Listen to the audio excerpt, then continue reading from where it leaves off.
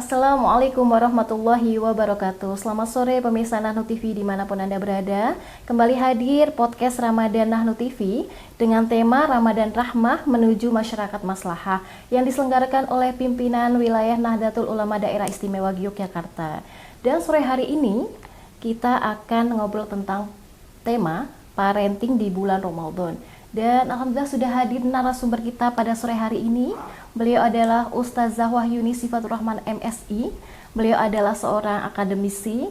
Beliau juga aktif di Satgas GKMNU sebagai fasilitator. Beliau juga aktif di LKKNU dan sebagai koordinator bidang dakwah di PW Fatayat NU Daerah Istimewa Yogyakarta. Assalamualaikum Ustazah. Senang sekali beliau sudah hadir di tengah-tengah kita. Baik Ustazah, sore hari ini kita akan ngobrol-ngobrol nih tentang parenting di bulan Ramadan. Nah, yang pertama kita bicara tentang parenting ya Ustazah, kita sudah familiar dengan istilah parenting. Nah, sebenarnya apa sih tujuan atau manfaat dari parenting menurut pandangan Islam? Ya, kalau dalam bahasa sederhana ya sebenarnya parenting itu kan pengasuhan ya, atau pola asuh ya, terutama untuk mewujudkan atau menyiapkan seorang anak menjadi manusia seutuhnya ya, sesuai dengan fitrahnya ya. Karena Allah telah memberikan fitrah terhadap setiap bayi yang dilahirkan, itu terutama fitrah dalam mencapai ketakwaan ya. Jadi parenting adalah pengasuhan atau pola asuh ya, dalam mempersiapkan seorang anak menjadi manusia seutuhnya sesuai dengan fitrahnya dan menuju pada ketakwaan kepada Allah Subhanahu wa taala. Nah, dalam penjelasan yang sederhana tadi kemudian dapat kita ambil 4 poin di situ. Yang pertama adalah soal pola asuh ya. Nah, pola asuh itu berkaitan dengan relasi ya, relasi antara orang tua dan anak atau anak dengan orang tua. Karena kalau relasinya tidak baik ya, tidak dibangun secara sehat, itu sering menimbulkan konflik ya, sering terjadi ketidaksepahaman antara orang tua dan anak atau bahkan anak dan orang tua. Makanya dalam konteks ini lalu lahir ada istilah bukan hanya birrul walidain ya, tapi ada istilah birrul aulad gitu. Jadi kalau dalam relasi itu yang diutamakan adalah kesalingan gitu. Orang tua tidak bisa hanya menuntut kepada anak, tapi juga harus tahu tanggung jawab dan kewajibannya gitu. Begitu juga seorang anak ya, dia seharusnya kemudian tahu ya apa kewajiban dan juga apa hak-haknya.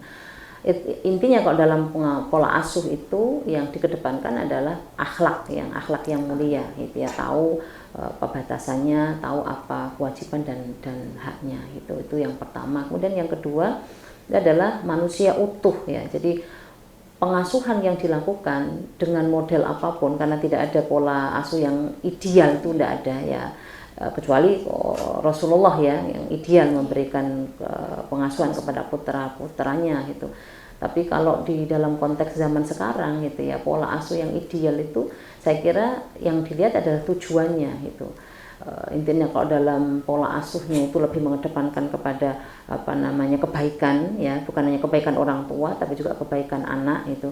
Sehingga yang terjadi adalah apa yang kemudian disepakati dalam keluarga itu terkait dengan apa yang baik ya untuk anak dan juga untuk keluarga tentunya di situ gitu.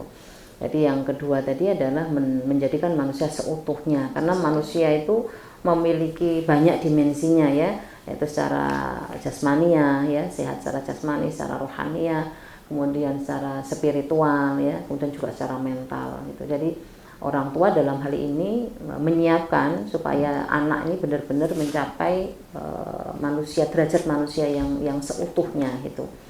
Itu kedua. Kemudian yang ketiga adalah fitrah ya.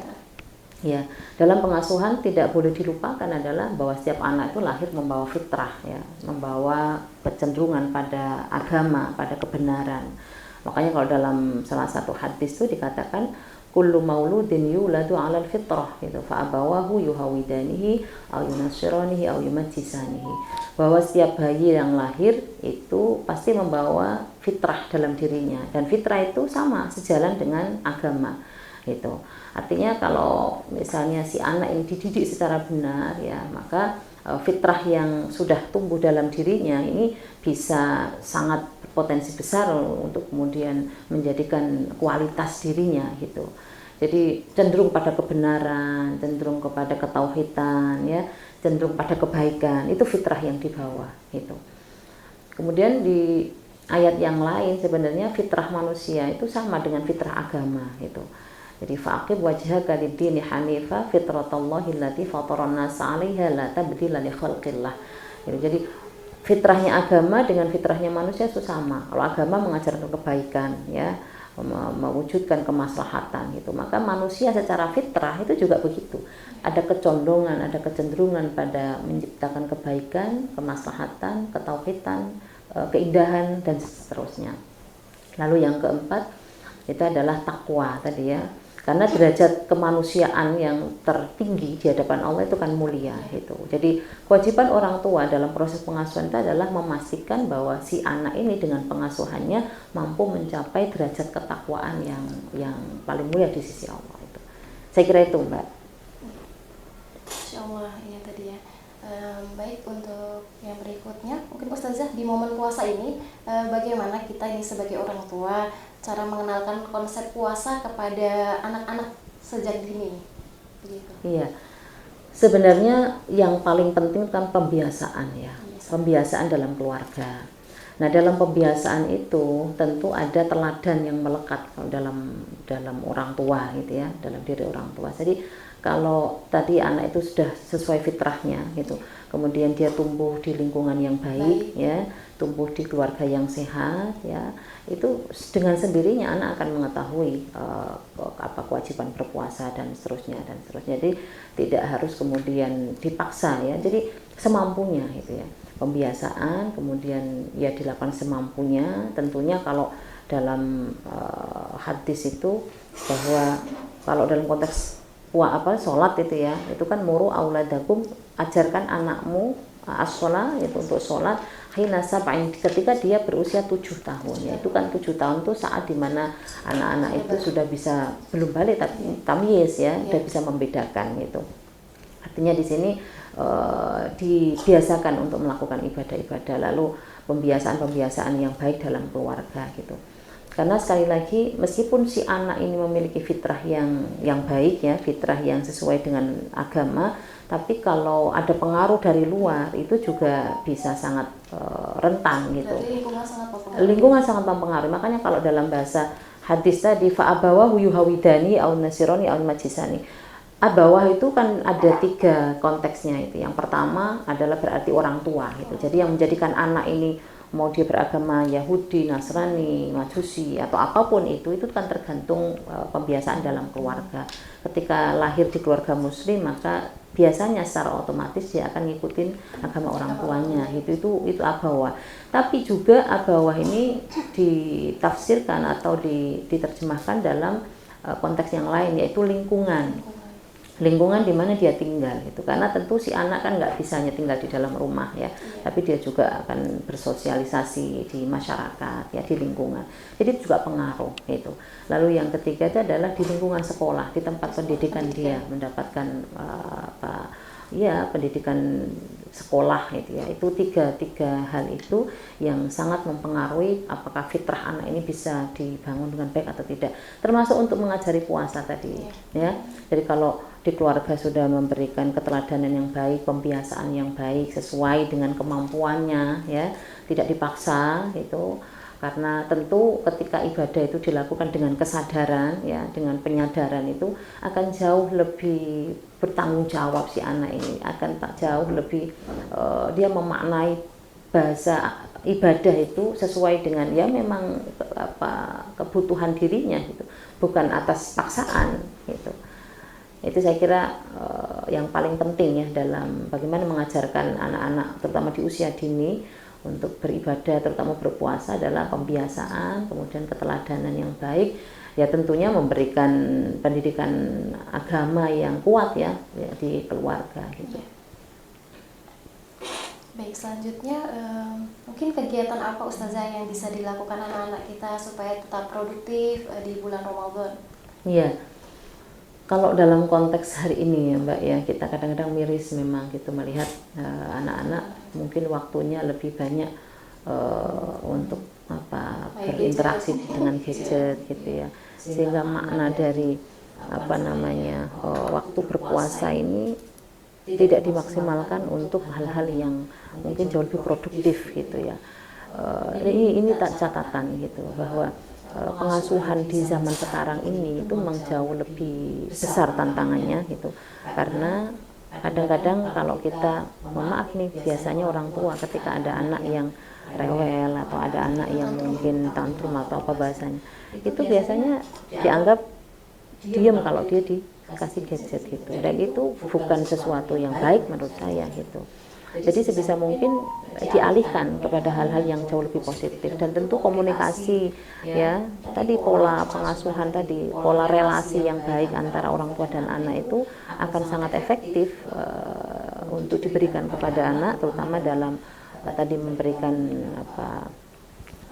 kegiatan-kegiatan yang positif, diajak ya mungkin tanam apa gitu ya, menanam apa sesuatu di sekeliling rumah, atau mungkin diajak bersih-bersih dan seterusnya. Jadi kalau relasinya itu bisa baik gitu ya, saya kira komunikasinya juga akan baik ya, dan memanfaatkan waktu terutama di bulan Ramadan untuk hal-hal yang lebih produktif itu akan jauh lebih mudah dibandingkan dengan yang relasinya tidak baik gitu.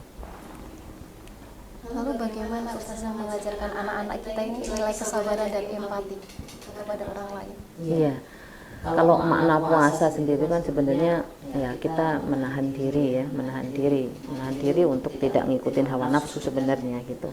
Makanya ketika ada orang bertanya, katanya kalau di bulan puasa itu kan pintu surga itu kan dibuka ya selebar-lebarnya, kemudian pintu neraka ditutup gitu kan, lalu setan-setan dibelenggu. Tapi kenapa kok masih banyak orang yang berdosa, masih banyak yang maksiat, masih banyak yang nggak mau bersabar? Nah justru makna puasa itu di situ gitu. Makna puasa itu kita dilatih gitu ya untuk menahan diri dari ngikutin hawa nafsu, mengekang nafsu-nafsu yang biasanya cenderung kepada perilaku-perilaku yang destruktif gitu. Karena dengan berpuasa, ketika kita sudah mampu mengendalikan itu, kita bisa mengambil makna dari puasa yang sebenarnya kalau lapar itu ya, kalau kita lapar itu kan tahu bagaimana rasanya orang yang sedang kelaparan. Jadi kita bisa mengajarkan anak seperti itu gitu. Jadi kalau puasa lalu terlihat lemes, ya memang seperti itu. Karena ketika puasa lalu kita lemes misalnya, bukan kemudian kita menunjukkan oh puasa kok lemes, enggak begitu. Tapi karena memang dalam makna puasa itu kita supaya punya empati gitu. Oh begini rasanya puasa, oh begini rasanya orang yang nggak bisa makan itu. Lalu muncul kasih sayang gitu. Jadi saya kira makna puasa itu bisa disampaikan kepada anak gitu. Hakikat puasa tadi pertama adalah ya tentu takarub kepada Allah ya, sebagai bentuk penghambaan kita kepada Tuhan. Tapi yang lebih penting lagi adalah tadi menahan diri, menahan emosi yang biasanya akan cenderung ke perilaku yang destruktif gitu ya. Tapi yang paling pokok lagi adalah tadi merasakan bahwa puasa itu kita harus menahan makan dan minum, lalu kita kelaparan ya, supaya bisa merasakan bagaimana ketika saudara-saudara kita yang mungkin dalam keterbatasan kemudian mengalami kelaparan, supaya kita muncul empatinya dan ada kasih sayang di sana gitu. Itu saya kira. Lalu bisa bagaimana ini cara mengajarkan atau teladan ya tadi ya, teladan dari Rasulullah kepada anak-anak kita dalam kehidupan sehari-harinya? Iya, luar biasa itu kalau parenting dalam perspektif Rasulullah atau dari teladan Rasul. Kan Rasul pernah menyampaikan sebuah hadis ini, akrimu auladakum wa ahsinu adabahum gitu, muliakan anak-anakmu itu. Jadi ini kembali kepada bagaimana tadi tujuan parenting itu kan, yaitu menyiapkan anak-anak yang dia harus bisa mencapai derajat ketakwaan atau mencapai fitrahnya tadi, menjadi manusia seutuhnya tadi itu ya. Jadi memuliakan di sini adalah dalam rangka itu gitu. Karena tadi manusia itu ketika dia lahir dia sudah mulia di sisi Allah, sudah mulia gitu. Sehingga tidak ada alasan apapun atau siapapun tuh boleh merendahkan. Nah tugas orang tua adalah memastikan supaya anak tumbuh dengan baik ya, sehat secara lahir batin, sehat spiritualnya, sehat mentalnya, sehat lingkungannya, supaya dia bisa mampu mencapai derajat tadi, kemuliaan tadi itu, mulia di sisi Allah dan juga mulia di sisi manusia kan gitu. Dan itu yang paling pokok tadi ya Rasulullah menyampaikan, akrim, memuliakan anakmu gitu, wa ahsinu adabahum, dan didiklah akhlaknya gitu. Jadi ketika kita mampu menjadikan pribadi anak ini pribadi yang baik gitu ya, dengan sendirinya ya kehidupannya akan terlatih dengan baik, akan terdidik dengan baik gitu. Sehingga orang tua tidak perlu lalu banyak bersuara keras kepada anaknya gitu.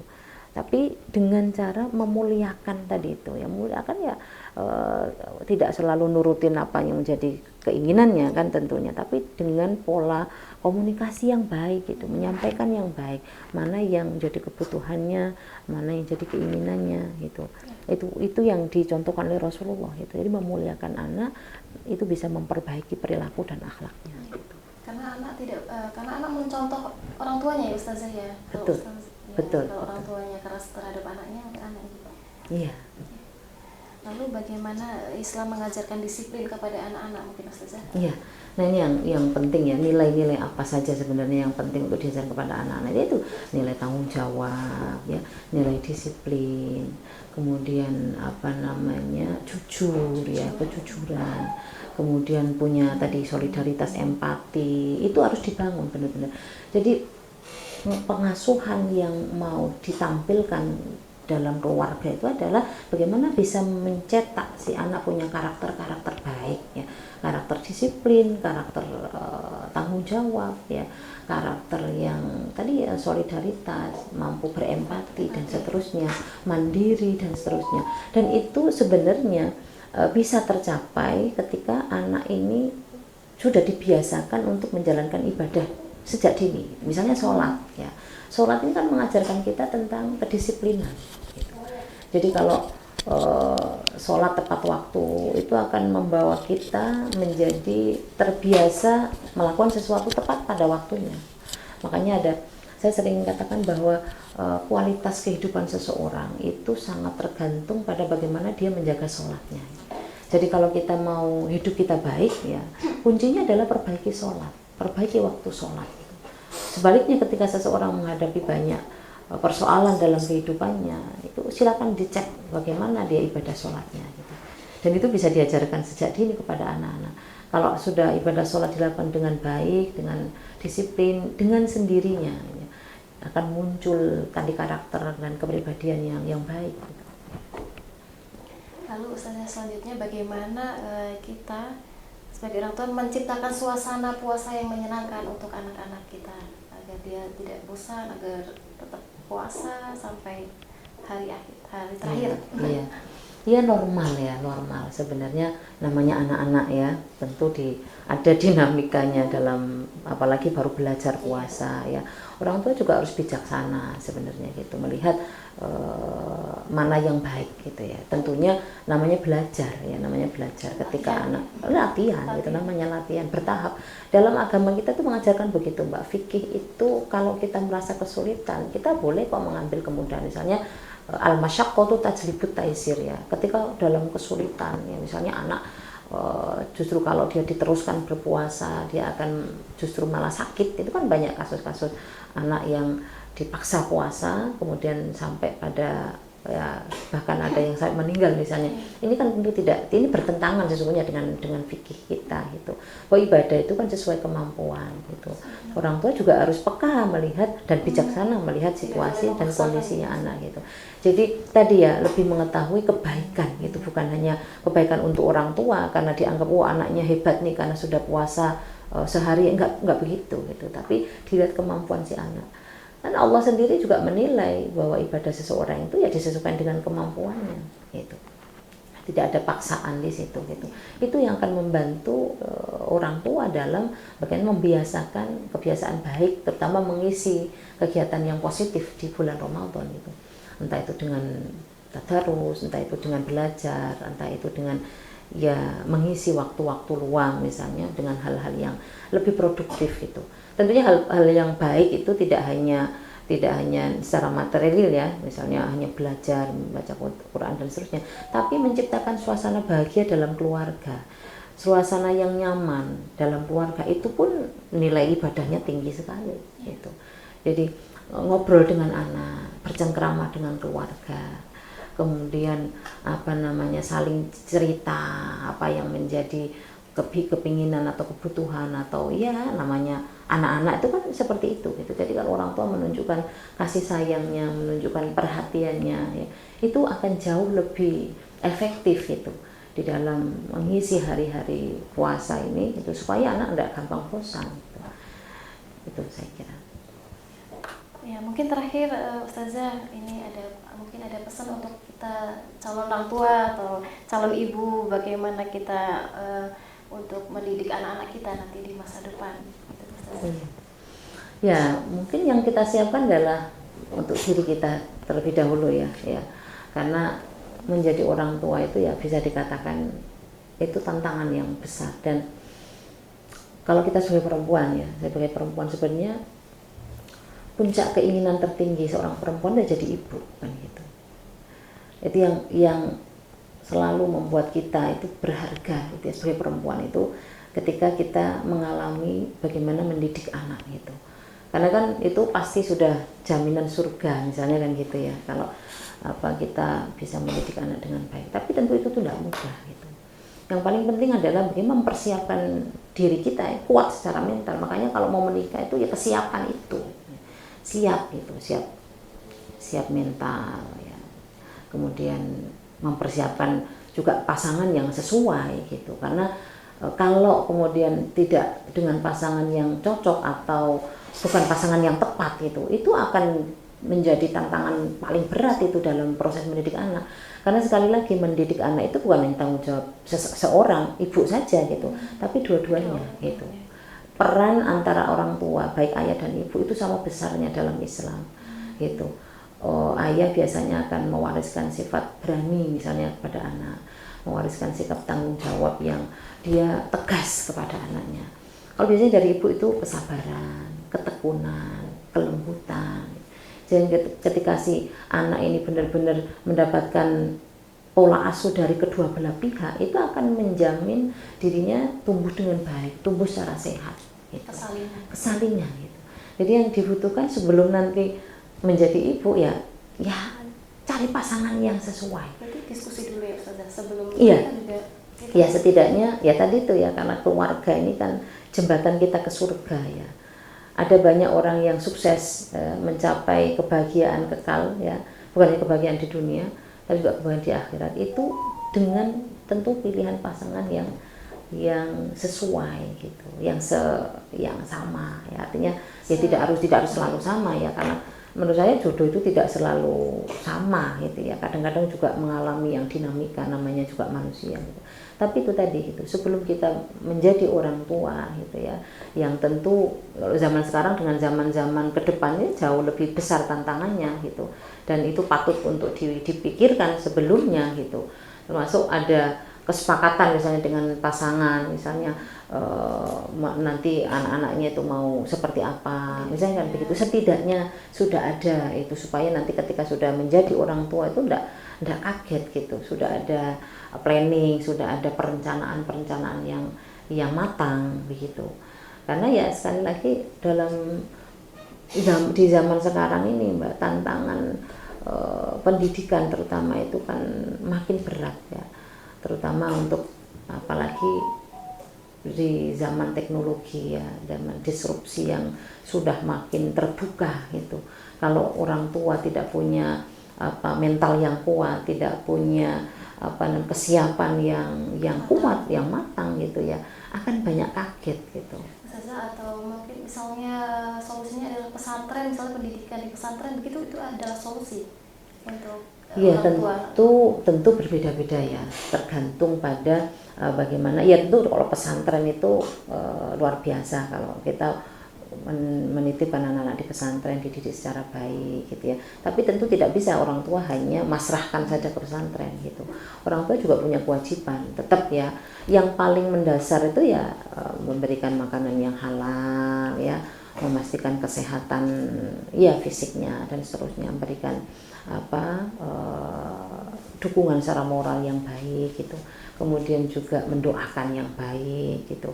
Lalu sering juga melihat bagaimana kondisi anak di pesantren misalnya kan gitu kan, kebanyakan orang tua ketika anaknya dipondokkan itu lalu ya sudah, yang penting aku bayar di pondok itu, nanti apa ininya tanggung jawab pondok. Nah itu yang sering ketemunya di situ gitu, sehingga ya idealnya gitu ya anak dipondokkan tapi juga orang tua terus kemudian memantau dan kewajiban-kewajiban sebagai orang tua, kemudian berkomunikasi secara sinergi dengan pihak pesantren itu juga penting untuk dilakukan gitu, supaya terjadi hubungan yang baik gitu ya, dan anak menjadi belajar lebih nyaman ya, dan bisa mencapai ilmu yang lebih bermanfaat gitu.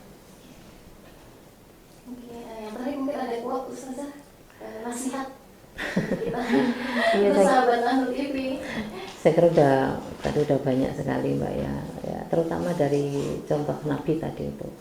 Nabi itu kan sosok Masya Allah ya, pribadi yang luar biasa gitu ya, terutama kalau dengan anak-anak gitu kan. Rasulullah itu sangat penyayang ya, Rasul selalu mendahulukan bagaimana kepentingan keluarga gitu ya, terutama Rasulullah tidak segan-segan melayani dirinya sendiri dengan kebutuhan-kebutuhannya gitu, sehingga kalau sebagai orang tua ya memang tadi melihat bahwa orang tua ini adalah sebuah amanah ya, sebuah amanah dari Allah itu, kita akan dimintain pertanggungjawaban tidak hanya di dunia tapi juga di akhirat, maka penting untuk kemudian kita tadi menyiapkan betul. Makanya kalau dalam salah satu ayat tuh ya ayyuhalladzina amanu qu anfusakum wa ahlikum naro gitu. Wahai orang-orang yang beriman, jagalah dirimu dan keluargamu dari neraka. Artinya mendahulukan diri kita ya. Sebelum kita nanti menjadi orang tua, ayo kita dahulukan diri kita siapkan diri kita.